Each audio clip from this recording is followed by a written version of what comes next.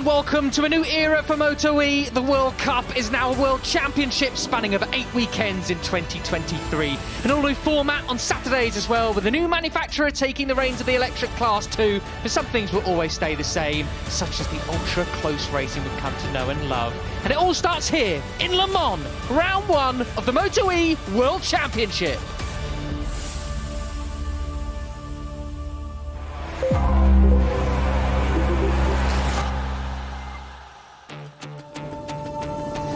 Oh, it is a bit good to be back, isn't it? We're here at Le Mans. It's round 5 of the MotoGP World Championship, 1000 GP, and it's round 1 of Moto E. Feels like half the season's gone already, doesn't it? We're here just at this very first one. Myself, Matt Dunn, and Neil Morrison in the commentary box, bringing you this one. Fran Wilde will be down in pit lane as well. We look forward to hearing her insight too. And as you can see from the atmospheric shots we have here, oh, it could be a bit of a wet session, this qualifying one. You need to get out on track immediately, get a lap in whilst you still can, whilst it's dry, and that could well set the grid for tomorrow's race. What will happen in Q2 as well? Of course, we have both, the Q1 and Q2, like the Grand Prix classes do.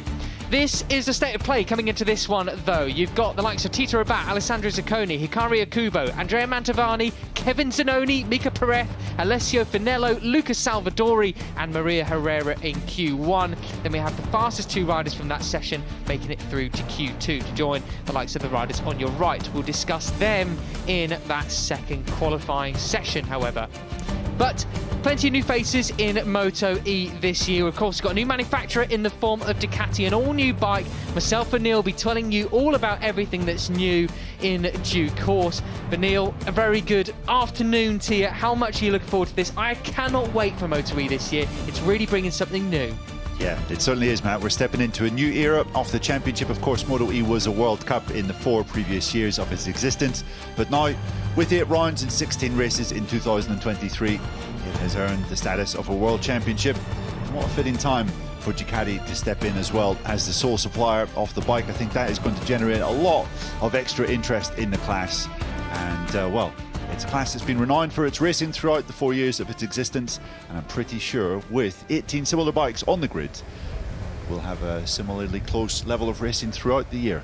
Yeah, I would certainly hope so. I'm really excited for all this. It really is the parallel path now with 8 rounds and 16 races, a true World Championship. Quite a few of the riders on the grid here will actually just be competing in Moto E this season, with it now taking place at every single European round of the season for the rest of the year, apart from Valencia.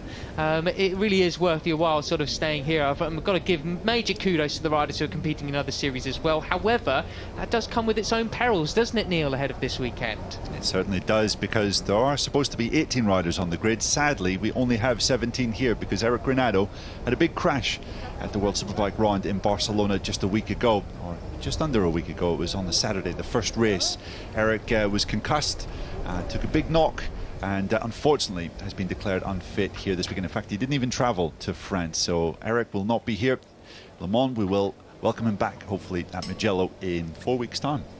And there is a welcome back to Alessandro Zacconi, making the move back to Moto E after a spell in Moto 2. Great to see he's one of the riders back here, although he was 10th in the second free practice session on the combined times.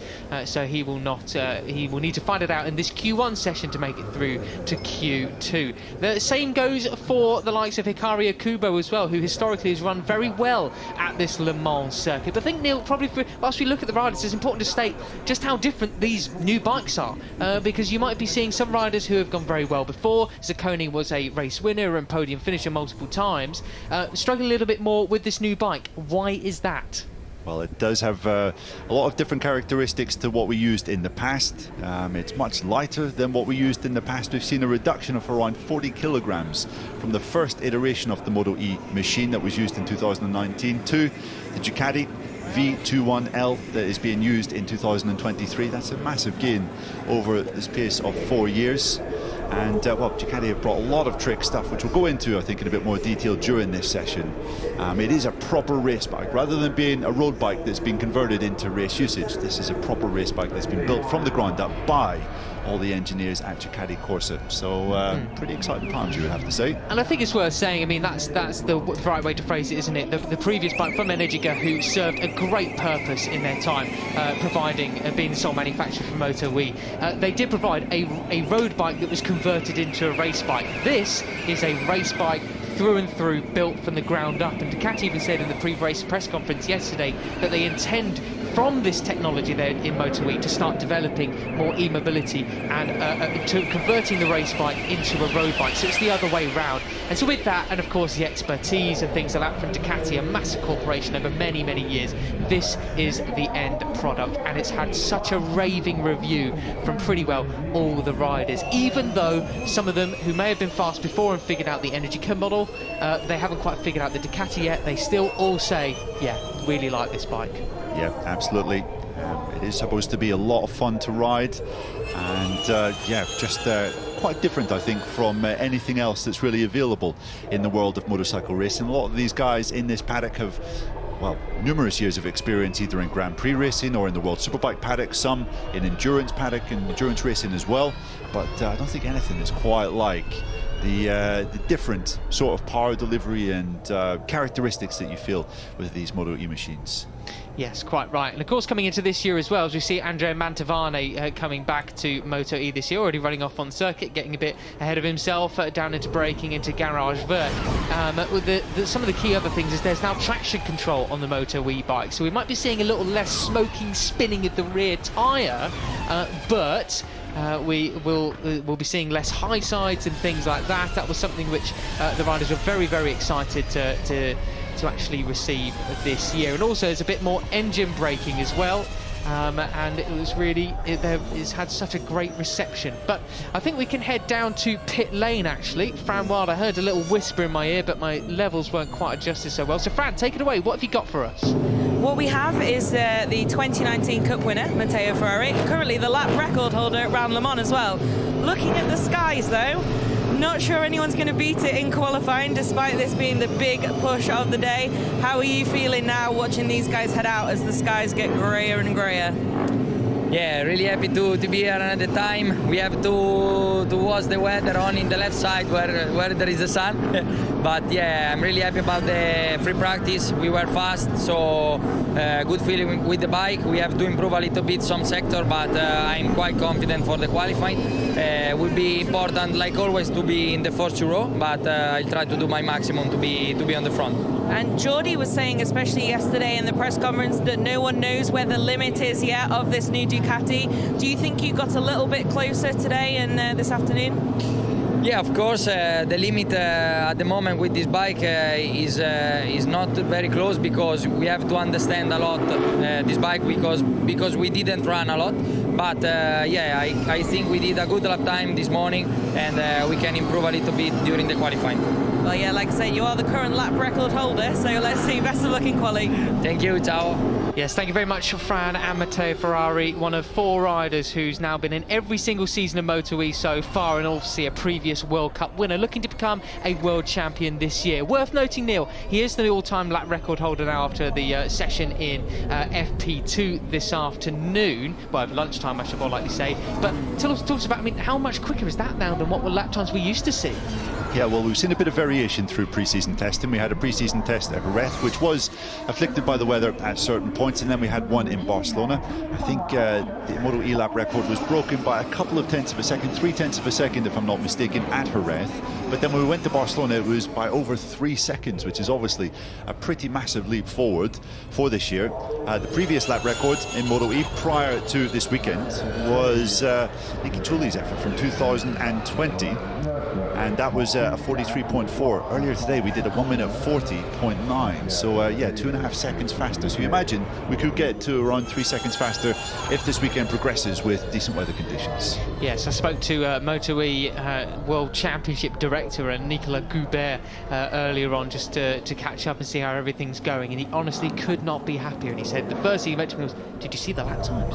Absolutely incredible. So he's blown away by it. I think everyone is super chuffed with the work done by all parties involved coming into this year. Can I add something there? Of course you can, I was Fran. going to say that, yeah, it's interesting as well, because obviously that Le Mans lap record, well, before today, was also from 2020, with the weather having played a bit of havoc here and always being a bit of a tougher weekend to predict with the changeability.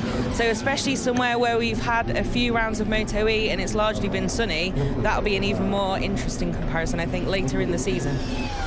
Yeah, absolutely, Fran. I caught up with Chaz Davies last weekend at the Barcelona round of World Superbikes. Chaz has done a couple of tests, obviously being closely involved with the Ducati factory. He did a couple of tests on this bike prior to the field getting aboard it earlier this year. And Chaz was saying, I think at Misano, where they were testing as well, we saw a pretty big jump forward in lap times too, somewhere in the region of 3 seconds. So that's something to keep an eye on through the year. And with the rate of progress in the electric mobility sector over recent years and even recent months, I think this is a kind of progression we're going to continue to see. Yeah, absolutely. Really looking forward to seeing where it goes now, and I'm even more chuffed that it's 8 rounds, a World Championship, you know, 16 races. That, I mean, it just 2 more than previous, but it does make an impact, doesn't it? Yeah, it does indeed. And when Dorna sat down with Ducati to kind of give them a brief of what is needed to make a successful bike for this World Championship this year, they said 3 things. They basically wanted a bike that could run at full power for 15 minutes, and that should give us races of between 6 and 10 laps, but depending on the circuit layout.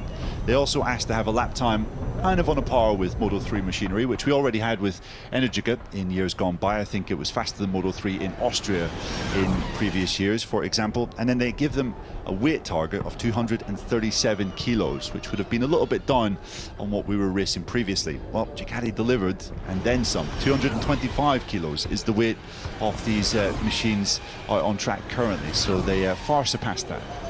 Yeah, really great job involved, isn't it? So let's we've talked so much about what's new. I think we have to, obviously we don't have the free practice sessions to commentate on to give you guys context to fill you in, so we are stuck with these qualifying sessions as well. So I hope you have a bit of patience with us and not screaming too much at the TV saying commentate what's happening. Well, it is what's happening. These are the new Ducatis, we're telling you about them as we see Kevin Zanoni go across the line then into a provisional P1. He's one of the riders who, it was here last year actually, who was performing extremely well. Came across with some issues there and didn't quite get the results that he wanted, if I remember rightly, but Zanoni is performing better in this particular session, but he struggled a little bit with braking here. He was telling me earlier over lunch to go and ask him how he was getting on. One of the riders who's just not quite figured out these new Ducatis just yet. I think you can see, Neil, I mean, this is the first time I've really seen them properly on the telly screen in depth for a length of time. You can actually see a real difference in the riding style as well now. They're riding it far more similarly than perhaps we see some of the other Grand Prix machines, I feel now. Yeah, definitely. With the different characteristics, we're going to see different riding styles and riding styles adapting. It was interesting that you were saying a variety of different riding styles are going to work for this bike. Speaking to Chaz Davies last weekend, he still thinks if you have a decent background in Grand Prix racing, either in Moto 3 or Moto 2, where you have to carry a lot of corner speed, that is probably going to be the best way to get the most out of these machines, and that's basically to try and apply the throttle, not basically park it, stand it up and then go. It's to try and edge the throttle on as soon as possible and carry yourself out off the corner in that kind of way. So yeah, it will be interesting to see how that goes and whether that develops through the year as well. Yeah, quite right. And as I mentioned earlier as well, they've got options for traction control now as well. They do have traction control and 3 options of different allowances for spinning as well on the rear wheel, so that they can adapt that throughout a race and sort of timing that and working out and understanding how the different percentages work with different parts of the race, etc. That's going to be essential too. And as Jordi Torres was talking about in the press conference yesterday, you know, these tyres are extremely good, these bikes are extremely good, but the 8 laps or so, which would be about the average number of laps we have at these races this year still, you are able to just burn that rear tyre. So it is going to be down to a bit of tyre management as well. And then he was asked, well, what do you think then the races are going to look like now with these new bikes? Because new bikes, especially with the differences that we've got, will provide a difference in the type of races that we see. And he said, well, you know what happens when you take a bunch of mates go-karting and you're all about the same level? That's it. That's what it's going to be like. And he's sort of bigging it up to be even more exciting than we've seen previously. But if I remember right, Neil, I spent most of last year with a sore throat because I was shouting so much at the TV because it was that good. Yeah, so adjust your volume accordingly if you're at home, because we might have a decent bit of screaming once racing kicks off tomorrow. Of course, all races in Moto E this year will be on Saturday. We'll have one race just around lunchtime after MotoGP qualifying, and then we'll have the second race later in the afternoon, and that will be the same for every round of the season. So no Sunday racing in Moto E this year. And that presents an all-new challenge as well, doesn't it? A race at lunchtime and a race in the afternoon. So see how that one carries on as we come round to complete these final flying laps for Q1. That looks like it's going to be Mantovani and Kevin Zanoni moving up into Q2 then for the first time to fight it out for those top 12 positions or so. Good kudos to both of those riders with some good substantial Moto E experience under their belt already. There we go, Zanoni crosses the line, and we got Zacconi just leading his teammate Hikari Akubo round, who I don't think is quite on the pace for moving up into the top 2. What about Zacconi himself? He sets a personal best, so does Akubo, but they stay in positions 3 and 4. So that's it for Q1. We have Mantovani, who of course got that podium and then it was stripped away from him back in Mugello way back last year. He is in P1, Zanoni P2, and they will move up to Q2 shortly. Yeah, good work from Mantovani there. This is his second full season in the Moto E World Championship. He was here in 2021 as a full-time rider, did 4 rides as a replacement rider in 2022 for Bradley Smith in the RNF racing team.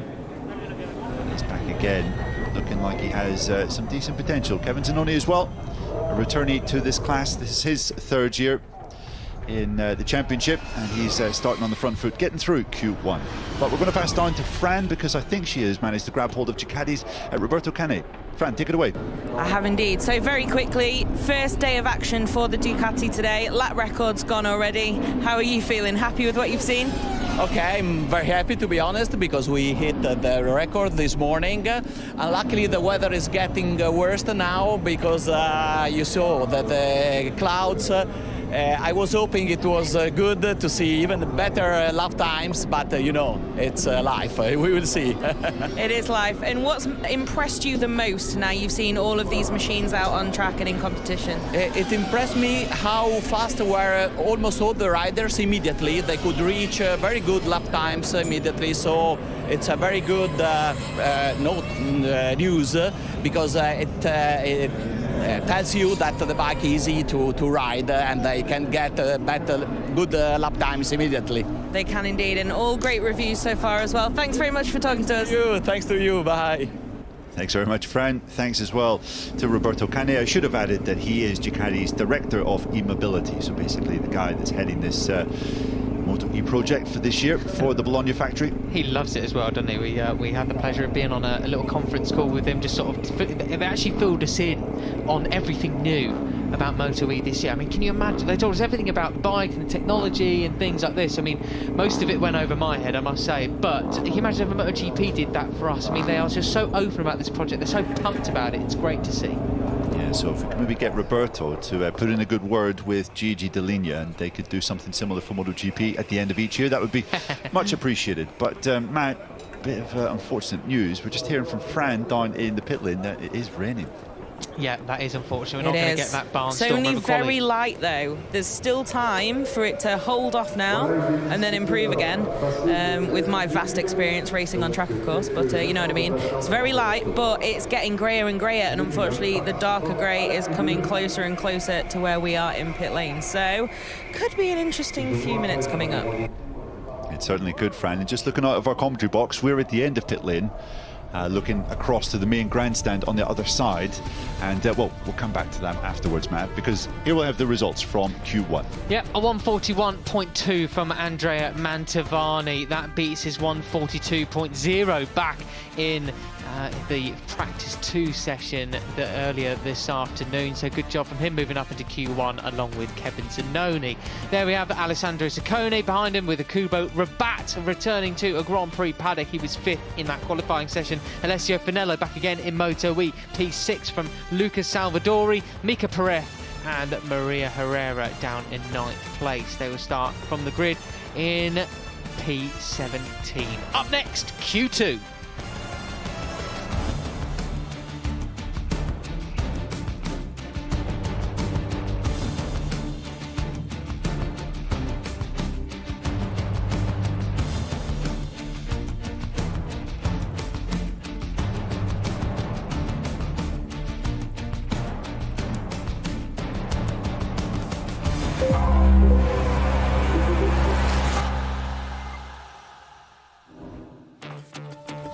Well, welcome back then, and I think that camera angle with Vic shaking there tells you, along with the leaves here on this shot, just how windy it is out there as well. So that might be something to catch riders off guard as well in this Q2 session. 16km/h consistent wind, but I'm sure the gusts will be substantially more than that. You can see the weather radars there above the mark, VDS box, pit wall box even going a bit nuts. That looks like a tailwind going down at the start and finish straight in inverted commas as well. So very, very interesting indeed as we prepare for this Q2 session. I think I can see even more rain coming down in the background potentially.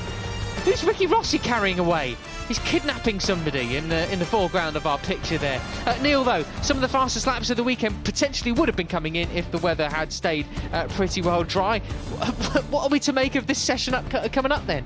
I mean, it could be a bit of a gamble looking at the conditions out of our commentary box window. You can see there the marshals on your screen carrying an umbrella. It's very windy, and as Fran mentioned a couple of minutes ago, the rain has started. It hasn't started in a torrential fashion, but it started nonetheless. So a bit of a lottery for the riders here to the right of your screen. But we do have the top riders fighting for the top 10 positions on the grid now. For this Q2 session, you can see on the left of your screen the actual grid positions of the other riders, and of course without the e-pole format that we no longer have in MotoE either, none of the issues of running on track limits and a rider crashing and therefore starting from the back of the grid. It's just like all the other sessions as well, which you see, which is a bit easier to follow now, you might say, as well, for some people. But I'm very much looking forward to seeing the likes of Ferrari versus Casadei and Torres, and also Hector Garzo returning as well to MotoE once again this season. But one name which I'm particularly interested in, Neil, Spinelli in 4th position. Tell me about him. He's been very, very quick so far in MotoE. Yeah, he certainly has. At the 2 pre-season tests, he was 3rd, fastest and 2nd. I think he finished 1st in the race simulation that was held at the Barcelona test. And basically, he made his debut in the World Supersport Championship last year as a replacement rider, scored points, and then gained a full-time ride this year, as well as his ride in the Moto E World Championship. And he is certainly one to keep an eye on. One of 5 rookies in this year's Moto E World Championship, and probably the most exciting of the lot. Yeah, he was absolutely smoking it, wasn't he, back in the Barcelona test. Did very, very well indeed. And great to see a new name up there straight away in the practice 2 session. Of course, behind him we had Garzo. Great to see him back on form as well. And Kevin Manfredi, the flying moustache. But one new name I'm really interested in, Neil, a real veteran of the Grand Prix paddock, Randy Krummenacher, the Cruminator, no less. Yeah, exactly. Do you remember that name? Guy who has, 5 years of experience in 125, 5 years of experience in Moto 2, and then went across to the World Superbike paddock. I think he had a year in World Superbike, World Supersport as well. And, Krummenacher is another name to watch. Another rookie this year, along with Mika Perez, with Spinelli as well. Tito Rabat, who didn't manage to get through Q1, and Lucas Salvadori as well. Those are the 5 new names that have entered the championship this year. Not to be confused with Savadori, the Aprilia test rider, of course, and former MotoE competitor, Fran. Exactly. I was just going to say, I mean, there's not much happening down here, to be honest. We're obviously getting ready now for a bit of a washout. But I did really enjoy Mattia Casadei just walking into the middle of pit lane and just putting his palm on the floor. Because certainly it took me a second to realise that there's a roof above where the bikes actually are. So came out and gave it a quick feel, but it's still not absolutely torrential by any means, but it's just enough. We'll have to see how it changes as well over the next few minutes, but yeah, it looks like we're ready for some action. Excellent stuff. So seemingly no delay then to these sessions, and it's going to be 10 minutes of MotoE Q2 action to kick us off in 2023. Well then, I mean, I can't pick what I'd do. I mean, I can see some slick tyres down there from the Q1 session, obviously, but other tyres under wraps. I mean, I don't know what you're going to choose at this point, really. Yeah, nor do I. Certainly not. Mikel Pons, he stays with the LCR-E team this year, and he will be the sole rider in that squad in in this race weekend, because Eric Granado, as we previously mentioned, he is injured. Slick tyres then for Garzo and Kevin Manfredi heading out on track, and worth noting as well, with obviously Dominique Aegerter having gone, clearly Mikel Pons, his classic number is 77 as well, and he only couldn't use it because of Domi using it previously. But now he's a full-time World Superbike rider, and World Superbike rider only, doing very well. Is our former World Cup winner, by the way, over in the World Superbike Championship. Mikel Pons is free to use the number 77. Yeah, the number 40, that is Mattia Casadei. Regular viewers of Moto E will know that name very well indeed. Last year was Casadei's best season to date, finished 4th in the World Cup, and he remains with Sito Pons' Moto E team. And has a new teammate this year in the form of, as I looked on my notes, Matt, it's Nicolas Spinelli. Exactly, as we mentioned before, Spinelli, very, very impressive pre-season testing straight away, and also here this weekend so far. Exactly, yeah. Jordi Torres, of course, has switched across to the Aspar Moto E team. He was Pons' main man for a couple of seasons, and yeah, quite a few guys have been switching teams in this championship. That is Randy Krummenacker riding for the Dynavolt Intact GP Moto E team. That is a really cracking livery as well, Neil, I've got to say. I mean, it's still got a little bit of those kind of Husqvarna colours like they do have in the Moto 3 and Moto 2 squad, but just with a bit of a change with more Dynavolt bias, I guess you would say. As we can see on the cameras there, it has been raining. It's not wet enough that they're going extremely cautiously.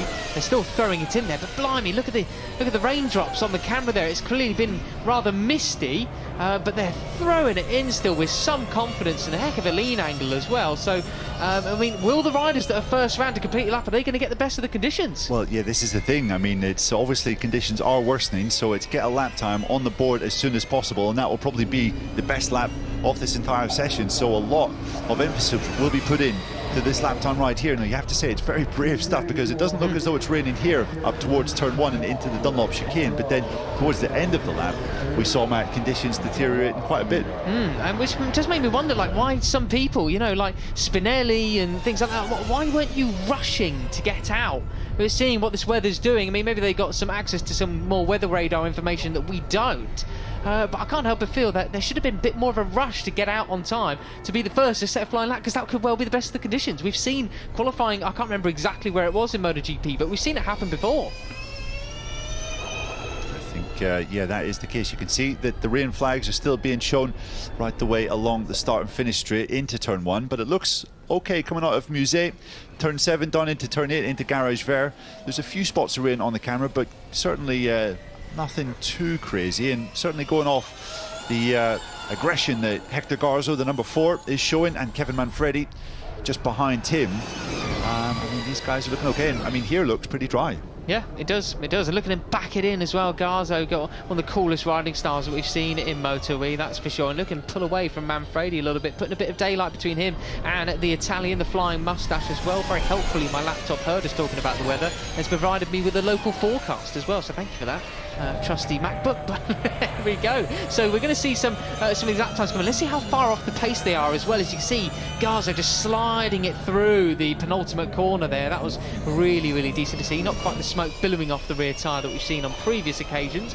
Across the line they come then, the number 4 followed by the 34. It's a 142.5 and a 142.4 from Manfredi then. But what about Ferrari? The fastest rider, the new all-time lap record then coming through. Looks like we might be getting away with it weather-wise, Neil.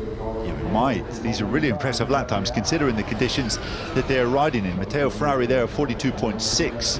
Well, that's, what, 0.3 of a second off what Jordi Torres did, a 42.3. Still faster than the previous best lap times of yesteryear and whatnot. Exactly, and just, I think, what, 1.4 seconds off the new outright circuit record. So these guys, despite the indications right the way around the track that rain is falling, they're not really slowing down at all. That is bravery, isn't it? Just throwing it, slick tyres in. You've got the yellow, the white flags with the red cross indicating light rain around the track. You've got raindrops on your visor, the dark clouds overhead, and you're just lobbing it in to those corners. And Jordi Torres as well, half a second quicker than the other riders. That would take him into a 1:41s, as fast as we just had in that Q1 session. You can even see the droplets on his windscreen as well from the 81. The former two-time World Cup winner. This is just awesome bravery we're seeing straight away, straight out the blocks in the MotoE World Championship.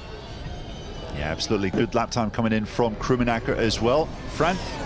Yeah, I was just going to add that we're getting a lot of great reviews for the new Ducati, but we've always had incredible reviews for the Michelins in MotoE as well, both the slicks and the wets. And yeah, I think that confidence is also because a lot of this field really know that they have that grip. And yeah, some red sectors all across the board at the moment, aren't they? Pretty incredible stuff, but it has just about stopped raining where I am, at least. Well, there you go then. So across the line they come, and plenty of riders quicker still. Jordi Torres, a 1:41.2. So the number 81 goes to position number 1, provisional pole. But will he be taken away from him by Ferrari? It is. We're back into the 140s then. 0.3 of a second quicker by the original World Cup winner. Yeah, fantastic stuff from Matteo Ferrari. Staying with the Gresini Moto E team again, the fellow Gresini Moto E squad as it's known this year. Kevin Zanoni, a guy that came through Q1, he manages to go up to 3rd with that lap time. So that's a good performance from Zanoni, who does like this Le Mans track. We saw that in the 2 races that we had last year, but something seems to be troubling Zanoni. He's looking to his left-hand side I'm not really sure what he's doing. Did he just scupper that lap maybe? Perhaps, I'm not quite sure. As we see Garzo front end twitching all over the place in the garage vert, and look at him fire it out the corner down this relatively short back straight that we have here at Le Mans before tipping it into turns 9 and 10. I'm excited to see what Garzo can do. Great to see him back on the pace immediately as well after rejoining joining MotoE with the Ducatis no less. But he did struggle on his actual return to the class last year, didn't he? He wasn't quite as impressive as he was before. Yeah, exactly. 4th place in the 19 Moto E World Cup, and 8th place last year after he had a little jaunt in Moto 2. He switched from Tech 3 over to the Dynavolt Intact GP Moto E team for this year, and it looks to be a move that's paying off for Hector Garzo currently, going off his pre-season performances and possibly his performance in this qualifying session. 3rd fastest time for him. Teammate Randy Krummenacher improves to 5th, but Matteo Ferrari, I think, is on course to go even faster again. This could be a new circuit record. Yeah, could well be. Across the line he comes, just misses out then, a near 1:41 flat with Mikel Pons just ahead of him on track. Really got to hand it to the likes of Ferrari into P1. Is still in P1 with Torres and Garzo trying to nip at his heels. He looks a little bit stuck here behind Pons, who himself is running in P9 sort of pace, just ahead of Mantovani. He's got to find a way through on him as we now look at Nicola Spinelli coming through the final complex of corners. Yeah, this lap time has been cancelled for a shortcut at some point on the track. Spinelli currently in 4th, which would be a really good qualifying performance for him in his first Moto E qualifying session of the year. Has shown some real pedigree in World Supersport so far in 2023. He's already been on the podium in that championship this year. What about Mantovani? He's currently 10th in this session and last. Number 9 coming into the final Recordamont double right.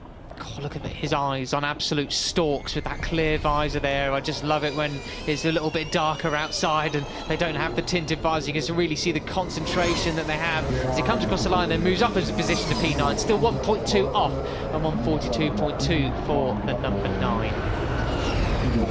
Yeah, quick lap times coming in this high-speed quartet currently. Looks as though Krummenacher could well go. Well, he could go top of this lap time. In fact, Jordi Torres isn't a million miles away either. You can see he's just a 10th off through sector number 3. As Matteo Ferrari said in the pre-event press conference, the key thing here is you really want to be in those front 2 rows, positions 1 to 6. you want a shot at winning the race. But he is a rider who's come through from, you know, rows 3 and 4 previously to take victories, and with these bikes sort of braking and corner speed a bit more like a usual race bike than lots of these riders are used to. I mean, I imagine he can still do something pretty special similarly this year. Yeah, absolutely. Casadei, we haven't spoken much about him in this session, but he gets himself onto the second row, or the provisional second row of the grid. We've got a yellow flag in sector number 1.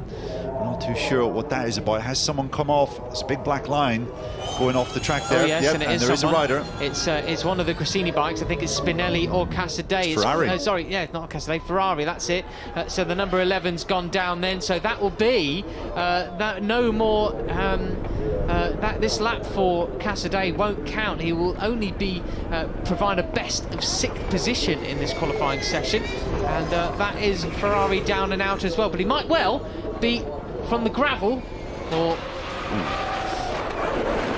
fairing side down to Parc Ferme though, because that could mean the end of the session and end of quick running for the riders, unless we see Torres actually come through. He's got red sectors, he's way through on this, so Ferrari might even lose the front row of the grid potentially, Neil. Yeah, he might, and it's pretty remarkable because we could still see in the camera shot previously just there that rain is falling still around this track, but Jordi Torres looks as though he could well be on course to break the Moto E lap record here in Q2 as he comes across the line out of Recordamont. Here he goes then. Does he go top? No, he loses it in the final sector and still gets pushed down by Garzo. So Ferrari, it looks like Ferrari's going to go from down in the gravel or near enough to Parc Ferme then. He's done it.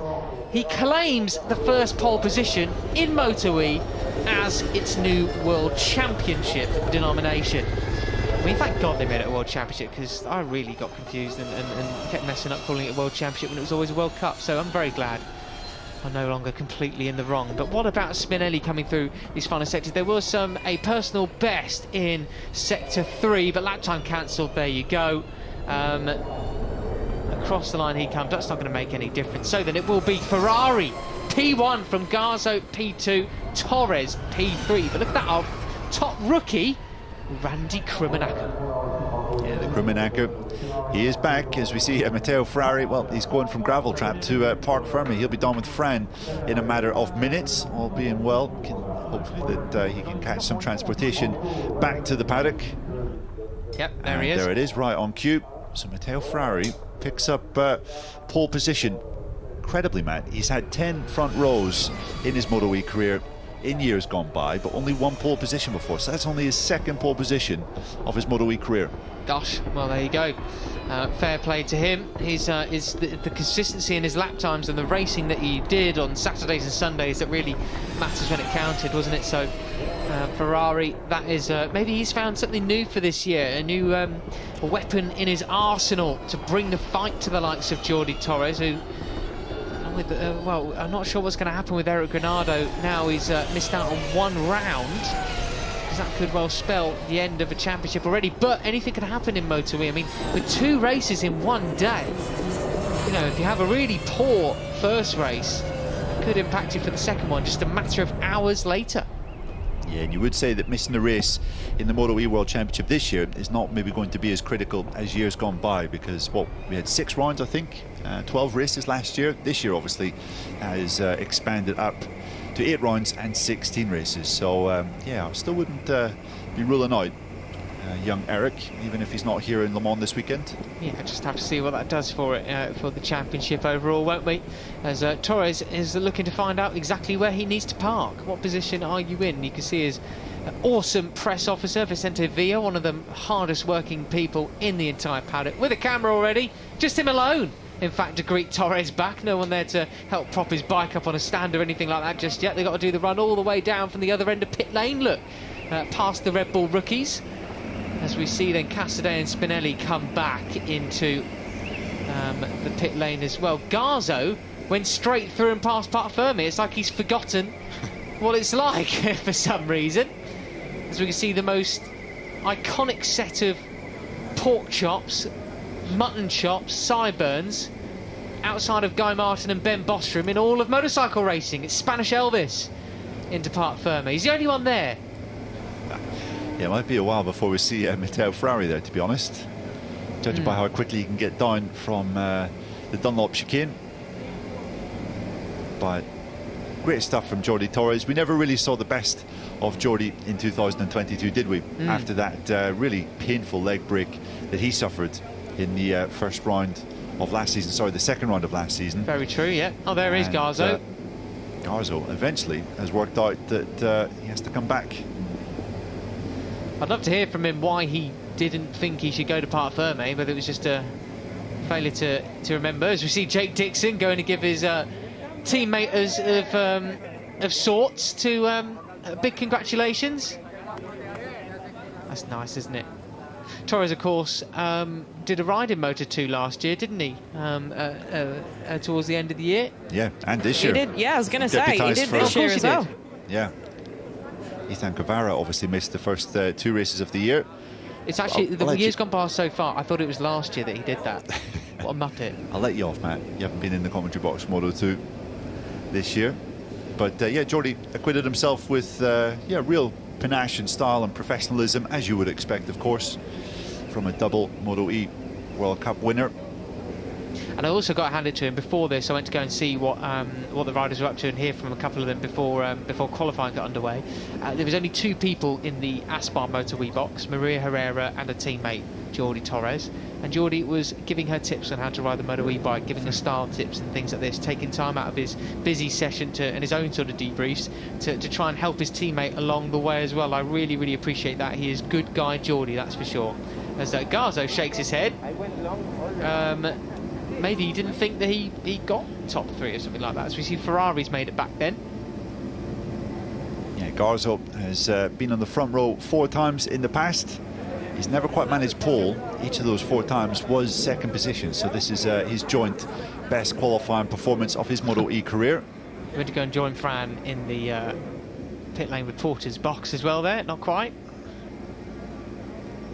And Ferrari, well, we might not see his bike in Parc Ferme, but at least the rider is there, safe and sound. And well, it's a bit of a dramatic turn from gravel trap to Parc Ferme for the 2019 World Cup winner.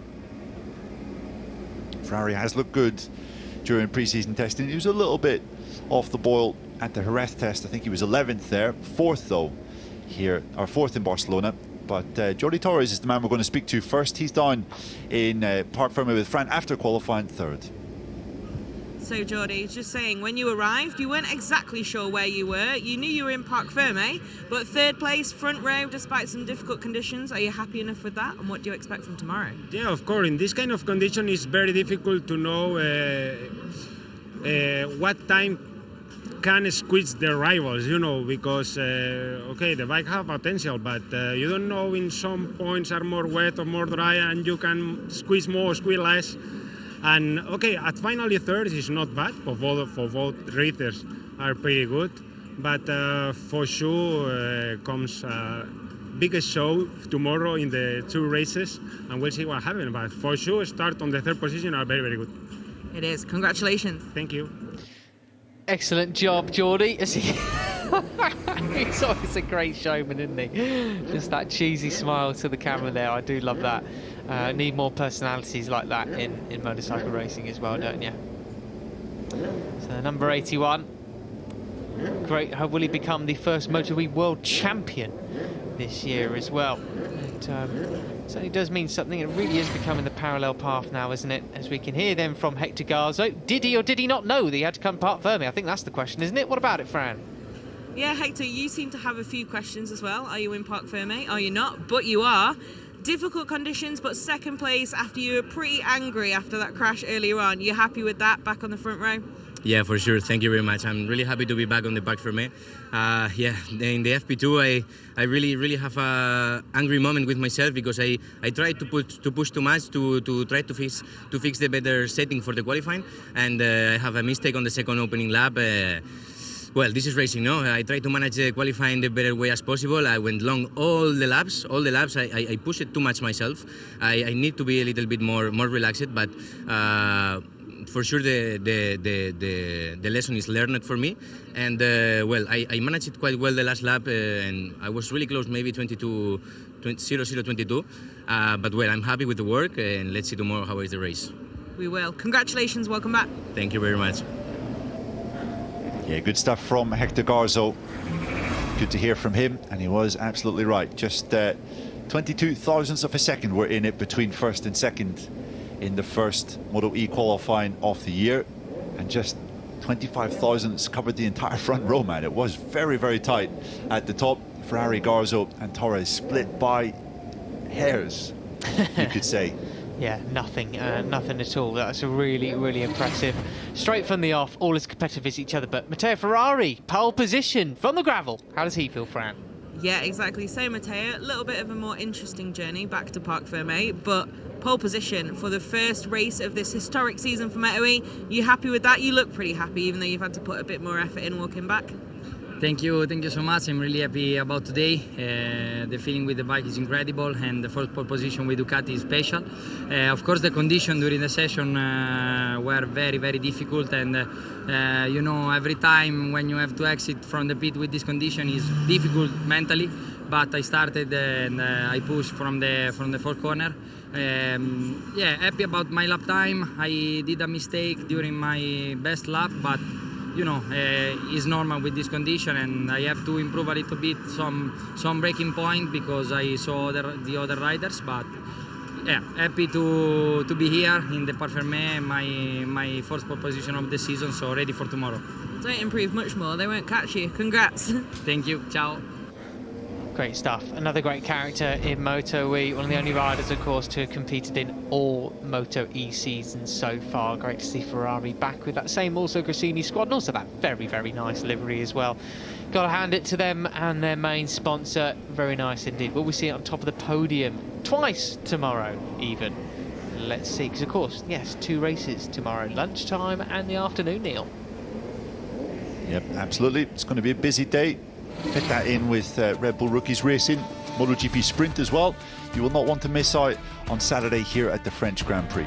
Quite right indeed. There we go then. Matteo Ferrari, P1 from Hector Garza and Jordi Torres. They're your front row for tomorrow. Heading the second row will be Randy Krimenacher from Kevin Manfredi and Nicolas Spinelli.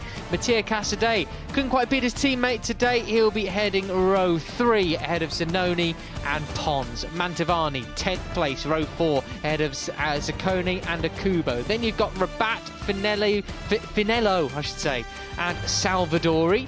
Then you have Mika Perez and Maria Herrera there in 17th. No Eric Granado, as we mentioned.